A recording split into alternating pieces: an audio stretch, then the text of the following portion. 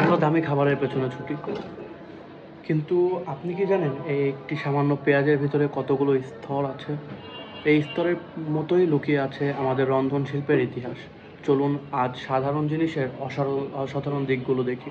পেঁয়াজের প্রতিটি কোষে সালফার লুকিয়ে আছে।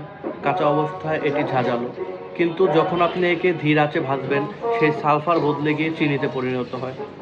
এই যে রূপান্তর, এটি কি জাদুর চেয়ে কম? দামি উপকরণ কেনা সহজ, কিন্তু একটি সাধারণ পেঁয়াজ বা ডিমকে শিল্পে রূপান্তর করা হলো আসল শেফের এই প্রতিটি উপাদানের পেছনে থাকে অন্তত 100 দিনের পরিশ্রম, রোদ, বৃষ্টি আর কৃষকের ঘাম। আমরা শেফরা হলাম সেই পরিশ্রমের শেষ বাহক।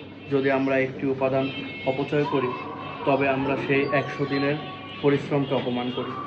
ইনগ্রেডিয়েন্ট হিউম্যানিটি বা উপাদানের প্রতি নম্রতা হলো রন্ধনশিল্পের প্রথম শিক্ষা। পরের বার যখন আপনি রান্না করবেন, সেই উপাদানটির দিকে তাকান। অনুভব করুন এটি কোথা থেকে এসেছে। ছোট ছোট জিনিসের যত্ন নিলেই বড় কাজগুলো নিখুঁত হয়। সাধারণই আসলে পরম। আপনার রান্নাঘরের এমন কোনো সাধারণ উপাদান কি আছে যা ছাড়া আপনার রান্না অসম্পূর্ণ? কমেন্টে লিখুন।